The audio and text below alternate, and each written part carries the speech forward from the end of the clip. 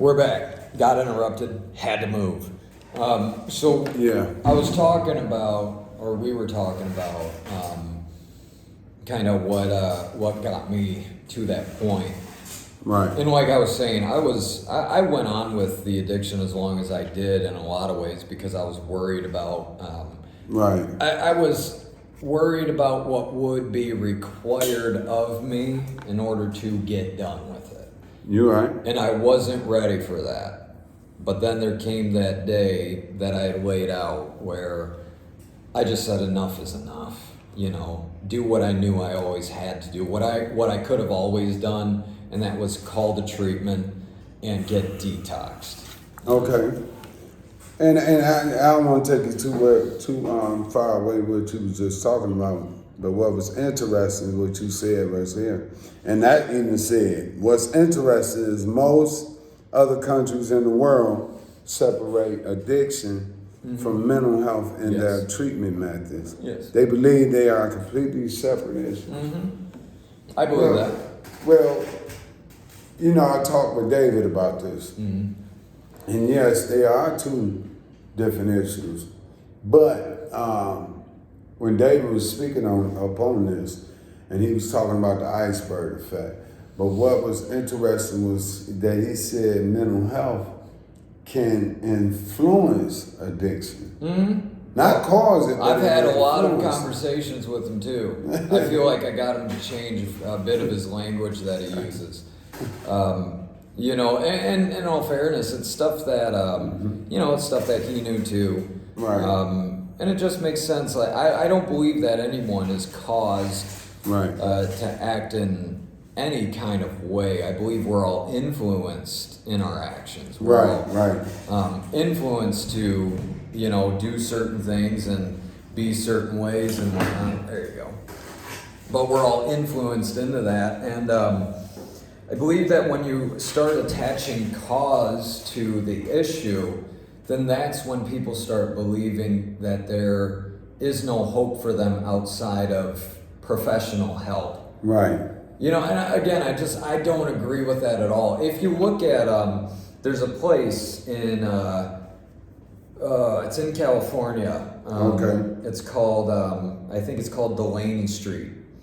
It's a treatment center that they deal with the homeless population primarily there in California. That's the area. Yeah. Population Yep. target. And what they do in their treatment, they've got no therapist, Okay. they've got no psychiatrist or anything like that. Their treatment, they believe their treatment goes in 6 steps. Number 1 is you have to want it. That's Right, number 1. Right. Number 2, you need to start acting as if you're already there. Okay.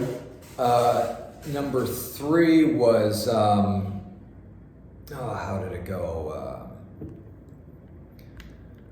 I think it was like how did it go? Here, let me look it up real quick.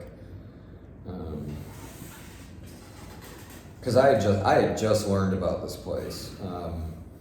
And what all they do? They just detox, or they actual? You can go there and detox. No, and they you can go to believe rehab. they believe that addiction is a symptom of people having nothing better to do with their life.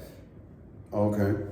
You know, and that's how other countries also look at it. Primarily, they view addiction as a needs-based problem. Right. You know, meaning, or they believe that if you are able to meet the basic needs of the addict, then they will naturally move away from substances as they realize getting high doesn't fit in with this lifestyle that they're building. Does that make sense? That makes a lot of sense. And you see, the problem is if you put all the focus on the mental health, you know, you're never going to get to that point. I agree. If you put all the focus on the biology and the mental health aspects, you'll never see the actual things that you really need, you know, like stable relationship. I mean, that's a huge one. It's, you know, having stable and good relationships is directly tied to decreased depression. You know, having stable relationships, having connection with people is directly tied to improved mental health, not these drugs that we're putting out there. In fact, I would argue that for most addicts, homelessness is a symptom of addiction, while addiction is a symptom of, again, people believing they got no more value to add to their life in a lot of ways. Okay. So I'm kind of, as I keep going on with this, I'm starting to realize that I believe that addiction is really an issue of personal value in a lot of ways. Right. We believe we're not capable of anything more.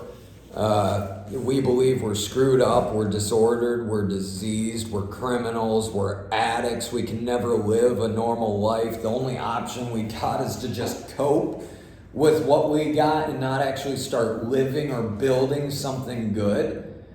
Okay. And it's like under those ideas, no wonder people go back to using. So, and I just heard what you said about the, I'm gonna say this then, about harm reduction. Mm-hmm. You're not totally against the whole concept of harm reduction. Oh, no. But I believe that you ain't too fond of, and correct me if I'm wrong, of substituting one substance for another.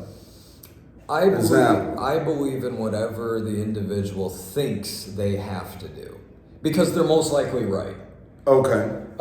So you don't mind Suboxone? Oh no! or If if shot. somebody believes they have to be on Suboxone because they think it will help them, then by all means, go for it. Right. My whole point is just make sure this thing is driven by you and you're making the decisions, and not just doing something for the sake of, well, somebody told me this is what I gotta do. Right. You know what I mean? I agree. Yeah, and so, no, I'm all for that. Look, I did a Suboxone program. Do I think I needed it? No. But it was what was available to me at the time. And in the mindset that I said, I will go anywhere, I will do anything to get this. And the clinic was the only place that would get me in the very next day. So how did Suboxone do? How did it make you feel? I felt fine. You felt fine? Yeah. So did it take the cravings away? Or hell? I wouldn't say I had any kind of cravings. My mind was made up. Craving is craving is that feeling you get when you can't get something you want. Right. It's like I didn't have that. I desperately wanted to be done with heroin use, and I said I would do anything to get that done. The Suboxone only helped me out in a way, because it has naloxone in it. Right. And that naloxone acts as an opiate blocker. And so they told me that, okay, we won't put you on methadone because methadone doesn't have the naloxone. They said they'll put you on Suboxone. And then they proceeded to tell me that, since you're taking this drug, it attaches to the opiate receptor. So even if you wanted to do anything, it would do nothing for you. You're right. And so you can guarantee that was in the back of my head. And I told myself, I was like, well, that's good. At least if I thought that maybe I wanted to go back to it, it wouldn't matter because I'm taking the Suboxone and it will block anything that I get. So that's the mind frame you had concerning it. Yeah, but I could have created that mentality on my own. It wasn't Suboxone doing it. It was they told me this is what it does. And so I fundamentally believed that, that's what was going on. Right. And so that did help out a little bit of a way. How long did you take it? A year and a half. Okay. Yeah, and what came about for you to stop taking it? What happened? I did it. I was at a point in my life where I said, I don't want to be under the influence of anything. Right. I don't want to be under the influence of anything. I don't want to be a prisoner of a substance anymore. Right. And so I was on Suboxone for a year and a half, only because I was at a point of where I'm doing the program however they tell me to do it. Right. I'm not playing around. I'm not trying to cheat the system. I'm not trying to screw around with it. I just said, okay, whatever they tell me to do with regards to the Suboxone, what to take. Right. how much to take, and you know, they said we'll build you up to a stable dose, they called it, essentially to Right, where you're not right. feeling any kind of withdrawal effects. Okay. And so at the peak, I was at 16 milligrams of Suboxone, you know, which is typically the average for most people, I think. I don't know for sure. And what's the highest you heard? Highest I heard at the time was probably just like 18. Like I said, with Suboxone, it's really the average dose milligram range is anywhere from that. I feel like anywhere from that 12 to 20 mark or so. At least with most people that I ran into, that's what I had observed. Right. Is that nobody ever seemed to touch like 20 milligrams or anything, but they were always over 10. Okay. You know, so, and I get this a lot about Suboxone. Whenever I talk about this, I get a lot of pushback. You know, they're like, "Oh, Suboxone's terrible," and you know, and I had a bad experience with it, and all this and that, and it gives you terrible withdrawal. And it's like, well, no, it don't if you do it right. Right. Yeah, you know, when people tell me that, then I ask them, okay, well, how did your taper go? And they're like, well, I dropped 5 milligrams every week. It's like, okay, if you do that, you're going to feel it. Mm-hmm. I dropped 2 milligrams every month. Once a month, I dropped down Right, 2 milligrams. Right. I felt no withdrawal of any kind.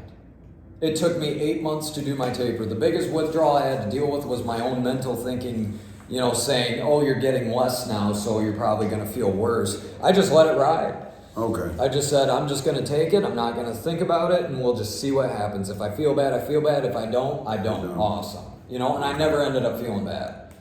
Okay. So. And what occurred after that? That was the last time you took any Sublocade? Oh, yeah. That was it. Medication? Yeah, the doctor there actually kind of pissed me off a little bit because, you know, interesting. The toughest part of the whole process was getting to the point of where you say, okay, I'm ready to be done completely. That was the toughest part. Right. At the end of it, I was taking probably like a quarter of a half of a 2 milligram strip. Right, right. You know, getting like 0.25 milligrams of Suboxone, and I'm thinking that's helping me out. Right. But one time I went on a vacation to Florida, and I had take-homes, and I brought Right. the Suboxone with me, and I got so lost in the vacation, I completely forgot about the Suboxone. And so when I got home and I was unpacking everything, well, there's my script, and I realized I hadn't taken one of it. Right. You know, I hadn't taken it at all, and so I went back to the clinic, told them, well, I haven't taken it for a week, so I'm done. And I felt perfectly fine. And then the doc suggests to me, well, maybe you should get on the Vivitrol shot.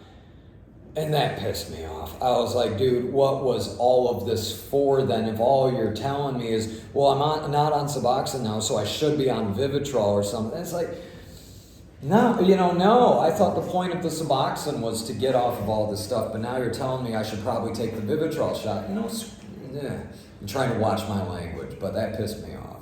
Well. It's like they was trying to promote more drugs on you, because that's how I'm looking at it. That's how it felt. It felt like, okay, it sounds bad to say it like this, but it's how it felt. It felt like, okay, we're about to lose a customer here, so what else can we give them? Okay. That's so what it felt like. It ain't that they didn't try other things at first.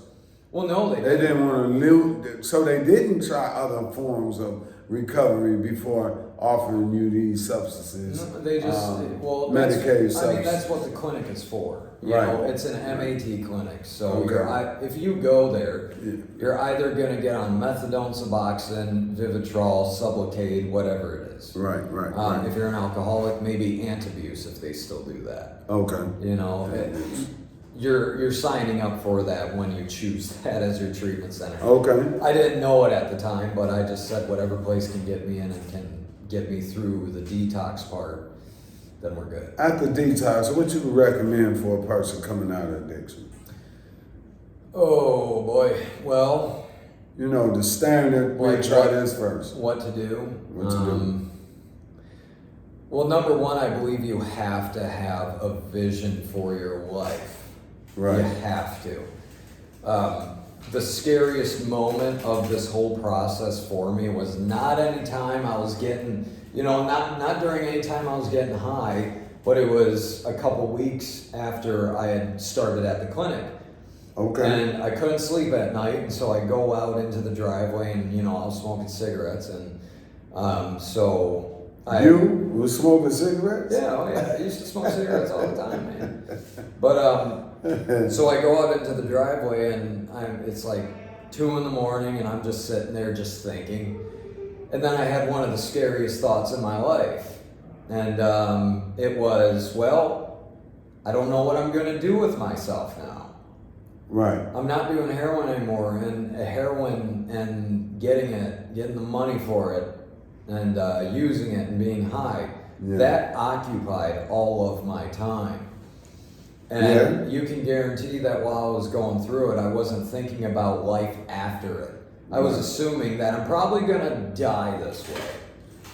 So that's the conclusion you came up with. That was the conclusion I came to. I had no.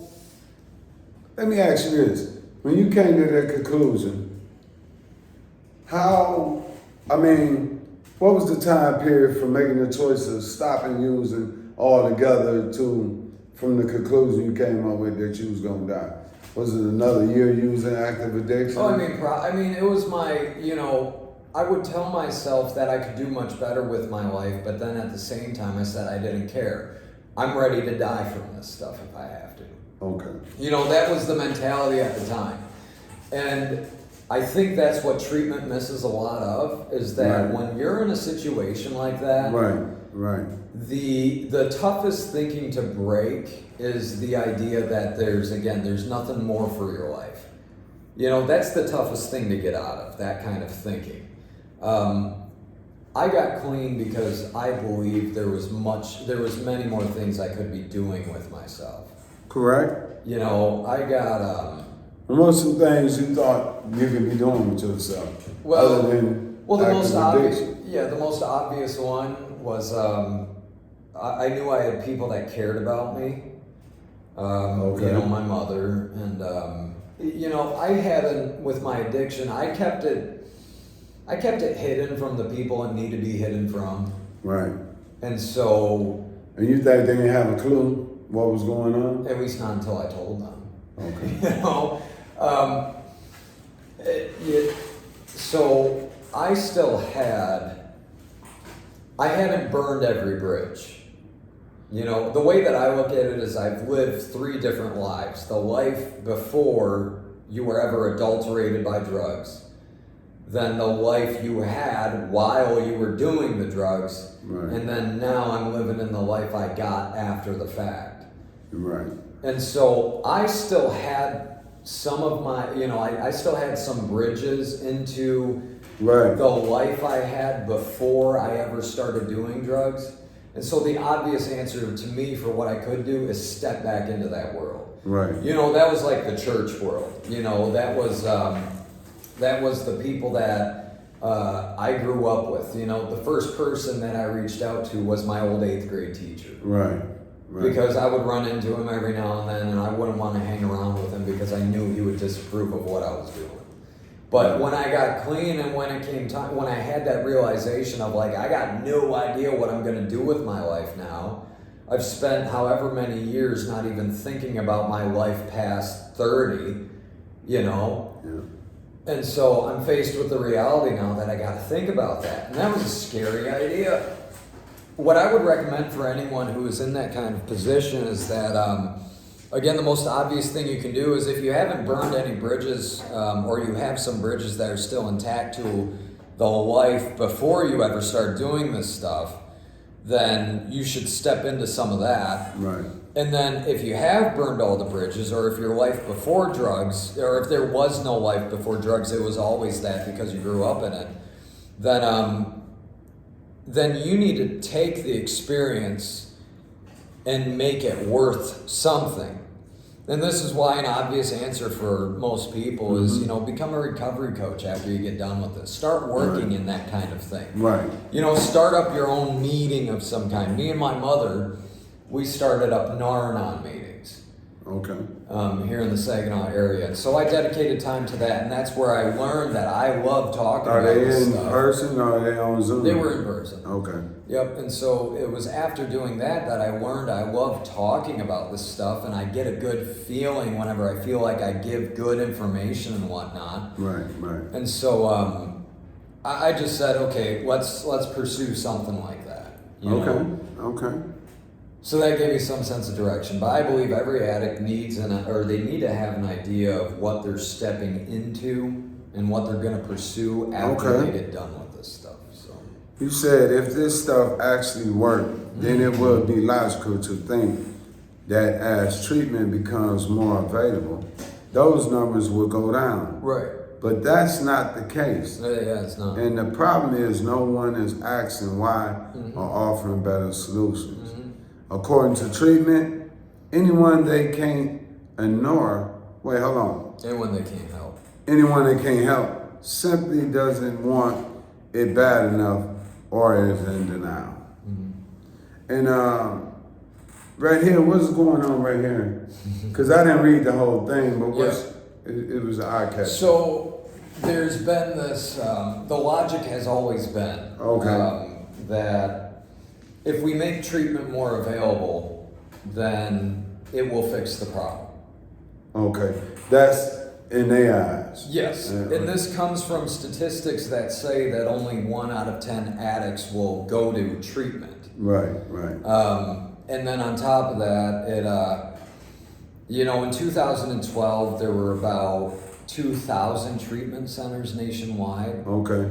Here in America, we're in 2024. Now we have 14 to 15,000 available. Right. And like I said, if the logic was make treatment more available so more people can get help, so we can help out these people, but yet in conjunction with the number and the availability of treatment rising, we've also seen higher cases of addiction. Okay, and how much higher they went up now? Even just this year, did you check the stats? So last year there was about 26 million. Okay, that's a lot of people. Yeah, that's a lot of people. 26 million people who identified as having some kind of substance use disorder of some kind.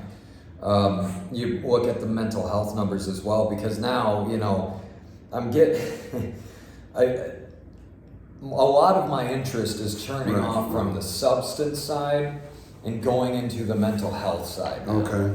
Why is that? Because I believe that what is being done to those in addiction, where they're being told they're diseased, the same thing is happening from a mental health perspective. Right. We're taking a lot of normal behaviors, normal emotions like depression, anxiety, and whatnot, and we are labeling them as disorder.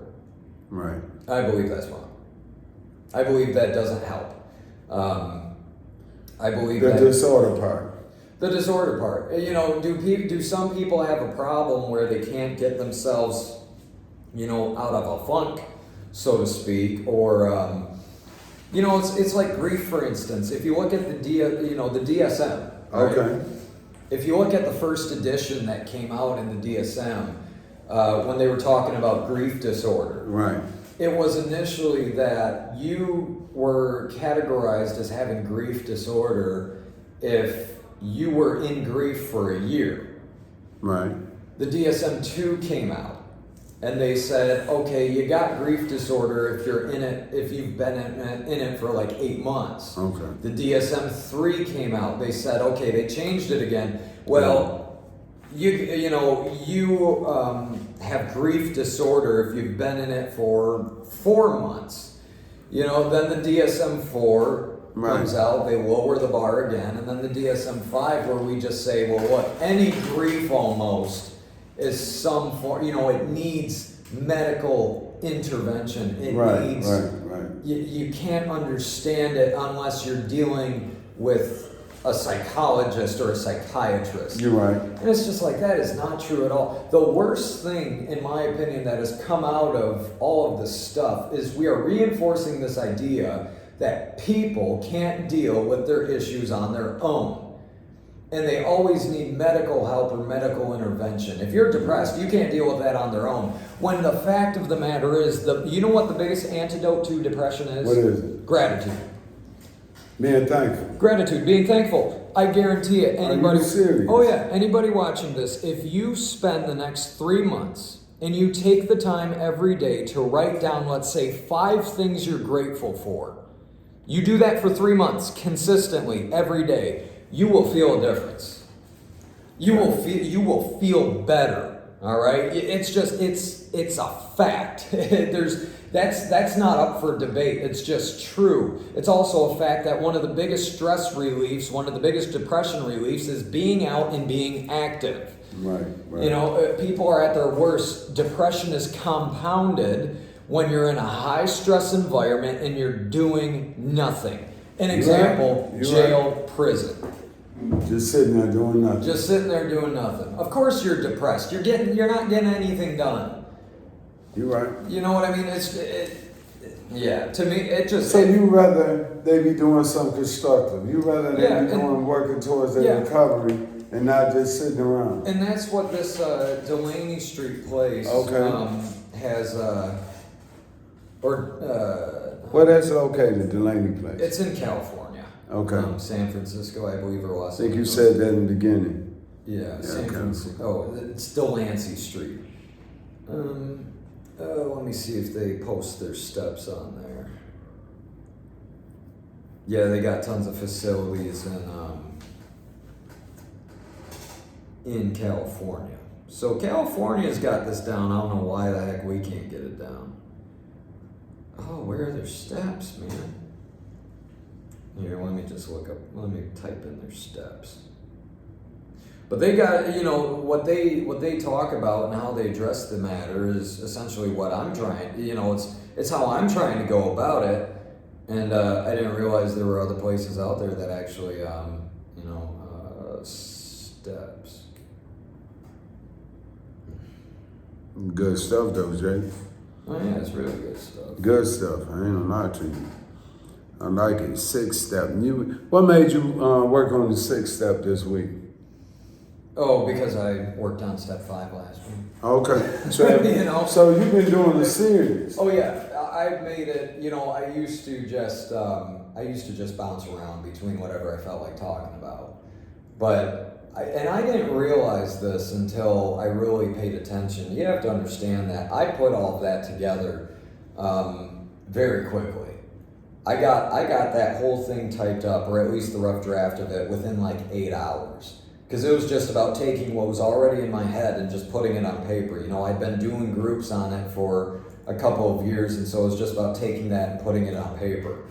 But, yeah, so I just wanted to make sure that, because I didn't realize that I kind of put a structure to it. Okay. Without even realizing it. I didn't even realize it. You know, it's like they're ordered in a way that makes sense, and I didn't even know it made sense at the time.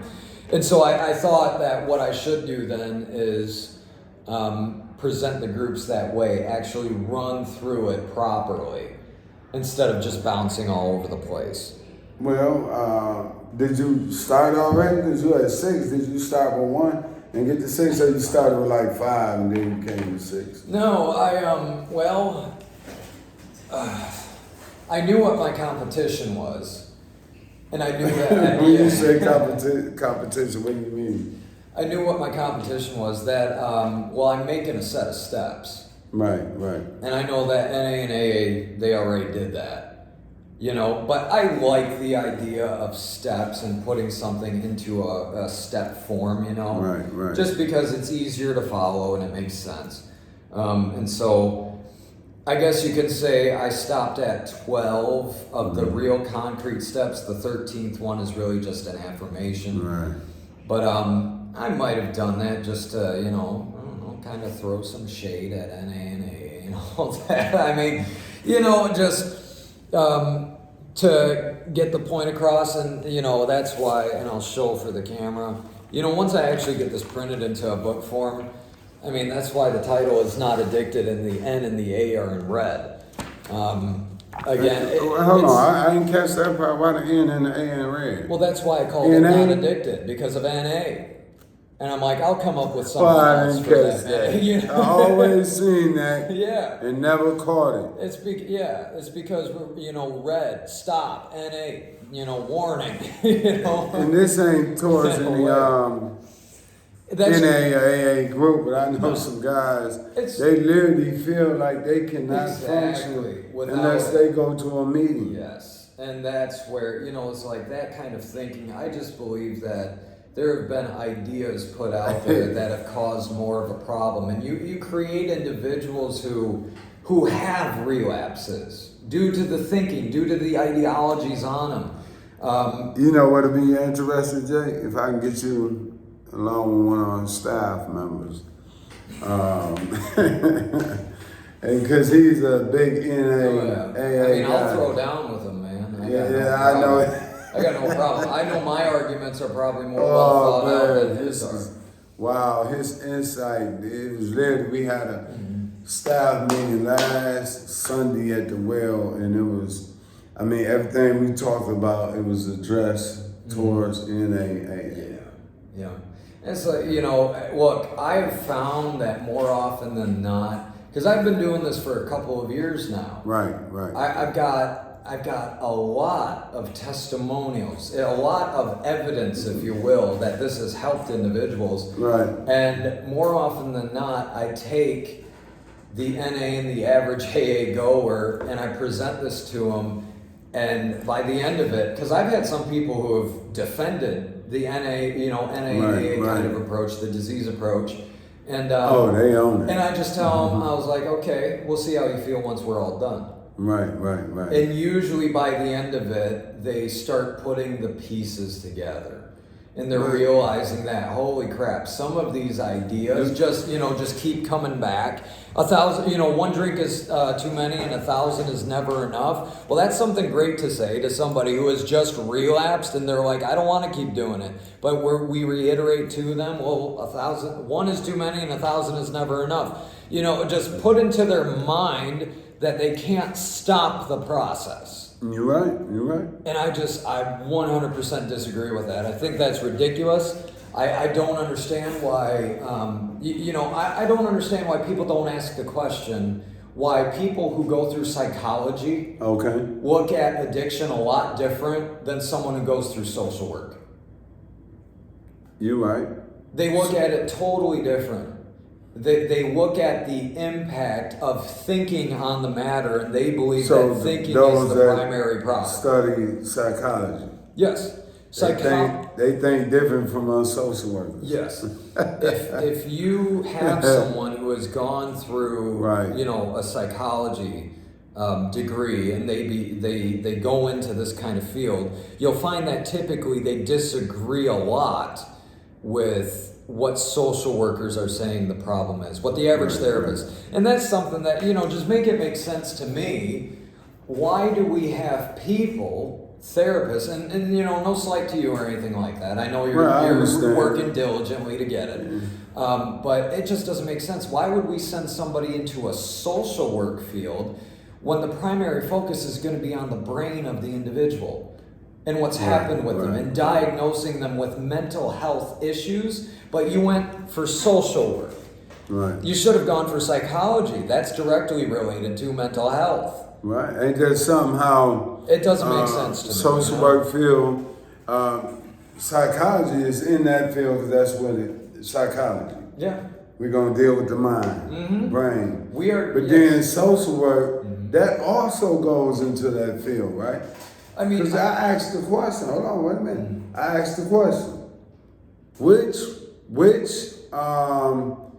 Which major should I choose to do some therapy work? Do I go, and I ain't gonna say her name, but I asked a former person over there on, on Hamilton. Okay. So So, and I asked her this. I said, "Do I go into social work or do I go into psychology?" And she said, "Either." I mean, not either, but you can go into either one. That's what she said. It don't matter. Either one would dwell in that area of therapy. Right.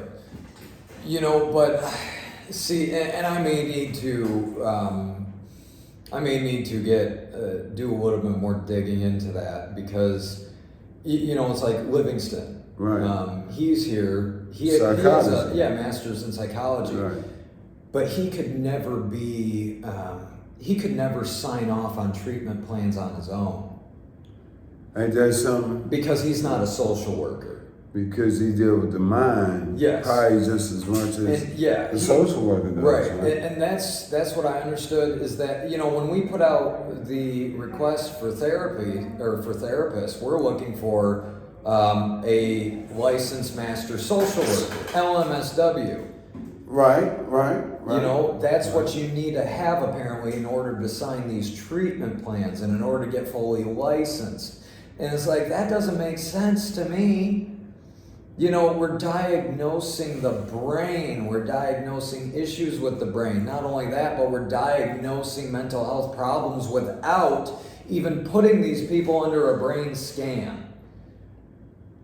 To me, it does not make sense, you know? And so I get frustrated about it, and that's why I think that a lot of people are being sold a false bill of goods. Right. You know, we're, what's the term? It's called, there's a term that's out there that essentially means that the medicine has become the problem. Okay. You know, that the treatment itself is what's doing the most harm.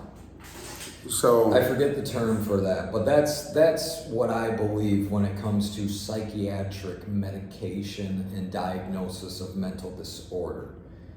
Is that what we are doing is we are creating a new problem on top of, you know, the real problems that are there, you know. Real problems. And the worst part is if I diagnose you with a mental disorder, I mean, can you touch that? You know, can you see that yourself? Right. Unless you put yourself under a brain scan. But even if you do that, it's still inconclusive. You know, they say that depression is linked to low serotonin levels in, you know, certain active areas of the brain. Well, the key markers of depression are senses of helplessness and hopelessness. You know, I can't measure that in a brain scan.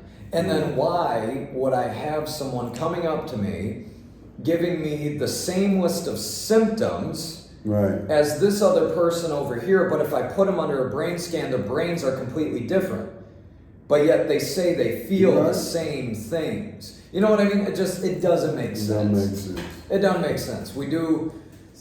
So you think society, America, even those around the world, they focus more on the medicated part than they do on just the natural recovery part of addiction? Yeah, what we should be doing is looking at the majority of addicts. You know, they say that only 1 out of 10 addicts go to treatment. Well, what's happening to the rest? Right. What's happening to the 9 out of 10? Are they dying? You know, no, they're not. Because if you look at the numbers, we had 26 million people who were addicts or identified as having substance use disorder last year in America. You're right. In America, that same year, we had about 50,000 some overdose deaths. Okay. Which, in all fairness, you know, that's bad. Bad. But that's not even touching 26 million. No, that's not. That is not even scratching the surface. That is the minority of addicts who are actually dying. But we from is this losing problem. people. But we are losing people, don't get me wrong, and every people. life lost is a bad thing. But you cannot go into it assuming that everyone is going to die if they don't fix this problem. You're right. That would be like me going, to the hospital because I've got a cold. And and me and my body, I know my body, my natural immune system can deal with a cold. It'll kick it out. Yeah. But if I go to a hospital and I tell them I have a cold and they're like, oh my God, well, this person over here died of the same thing, so let's just throw the book at you and let's treat you with what we treated them. You know, let's give you all the shots, let's give you Right. all the treatment methods. That would most likely do me more harm than it would good. Right. Especially if my body would have been able to get over it on its own. And I argue the same thing with addiction. The vast majority of people, the most common form of recovery is called natural recovery. Right. You know, and it's people maturing out, realizing that what I've been doing is dumb, and I don't want to do it anymore. So, do you think that recovery is just addicting as the narcotic was, as the substance that we was using? Ooh. Do you think that just is addictive? That's a You good think a question. person going to recovery and say they go back out, they relapse and they go Right. back out there, they back into active using. Right. Then they go back to rehab.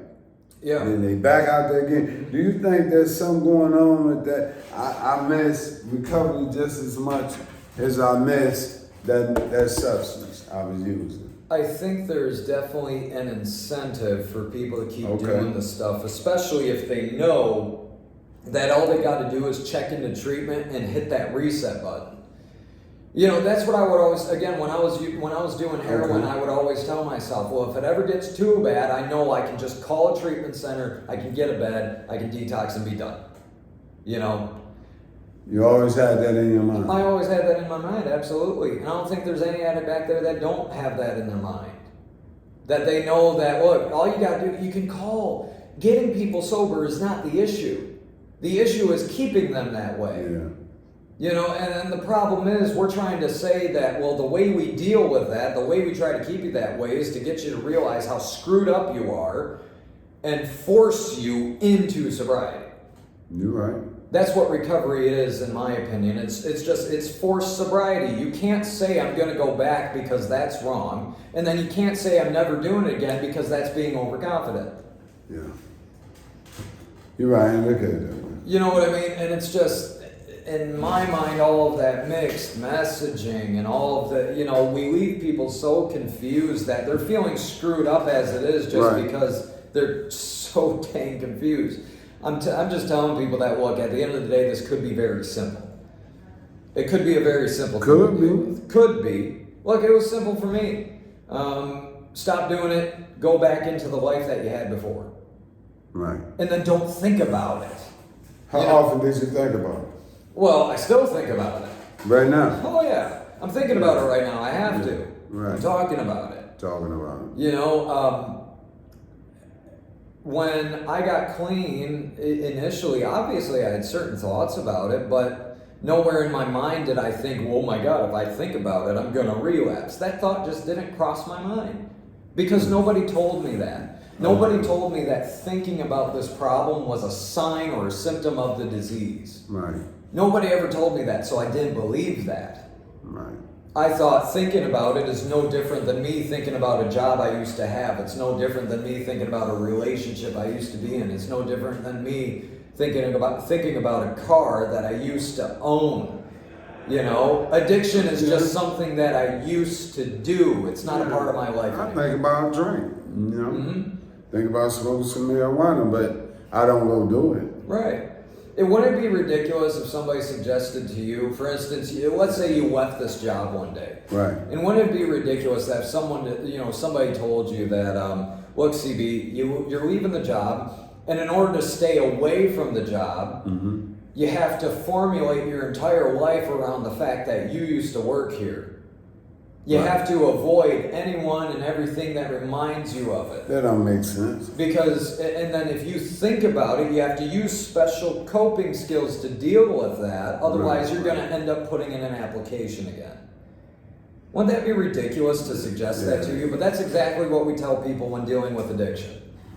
You know, if you think about it, you're going to relapse. Unless you use some kind of special coping skill. Yeah. You know, and I understand what you're saying. It was just like that time when Scott said, "Hey, I'm Scott and I'm actively I'm an addict or something." I say, "You're an addict." I say, "You're in active addiction. You're in active addiction right now. Are you using?" He said, "No, I'm not using." I said, "Well, from what your introduction or introducing yourself, it sounds like you're an active user." You said, "Hi, I'm Scott and I'm an addict. Yep. I said, you're not an addict. You're in recovery. Absolutely. I said, why did you say that? He said, that's because of what we always said. I said, well, maybe we should change some of that. Yeah. Don't you think the wording, Oh yeah. words got power in them? Oh, well, our language produces our suffering. You know? Yeah. Our language produces our suffering. That's what ACT says, acceptance and Yeah. commitment therapy, and I agree with that 100%. Right. I believe that if you've been clean for over 20 some odd years, the only reason why you believe you're still an addict is because you keep saying that.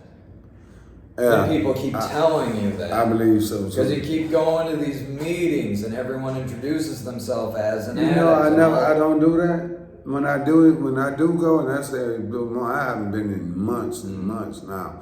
But when I do go, I say, hi, my name is CB, or I might say my name is Chris, and I'm continuing in recovery. I'm always in recovery. Yeah. I just say I was once physically dependent. Yeah. You know, Once and I'm not anymore. I like that. You know, that's what I tell Once them. I mean, the fact of the matter is that nothing about my life nowadays reflects the fact that I used to do heroin, other than the work that I do.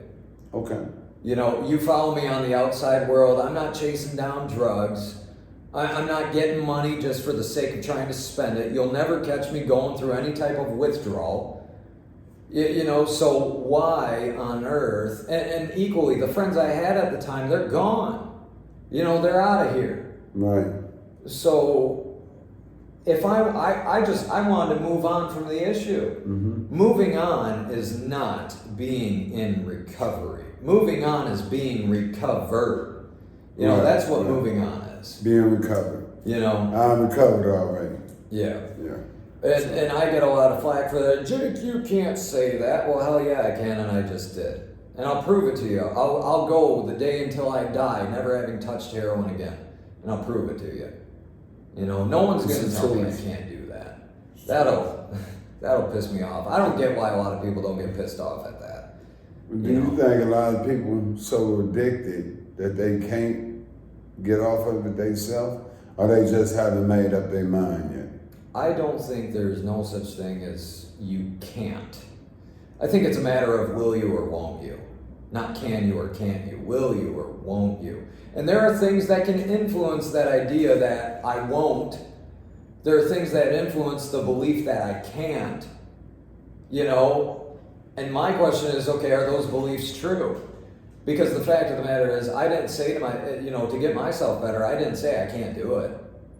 I said, no, treatment is a phone call away. That's all I got to do. Yeah. It was as simple. I Google searched, man, treatment centers, and then just started calling numbers because I knew that's the way, that if I wanted to detox, that's the way I got to do it. If I want to mitigate the withdrawal, I was ready to go cold turkey. I bought 2 ounces of weed to get me through going cold turkey. I was ready to do that. The fact of the matter is, like I said, I did things that I knew I always could do, but I had my reasons for not doing them the time, know? And I believe every addict is in the same kind of situation. And like I said, I think one of the biggest reasons why anyone would say they can't do it is simply because they believe they're not worth it.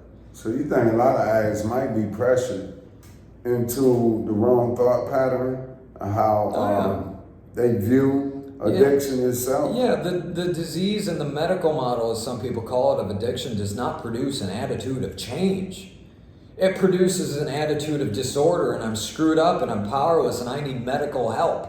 That's what that produces, in my opinion. It produces this attitude that I'll never get over this and that I'll just have to cope with the rest of my life and all the crap that I got to deal with. It does not produce, in my opinion, a focus on biology does not produce an attitude of change. That's why I believe if you want to get people to change, then you need them to see that the change is totally worth it.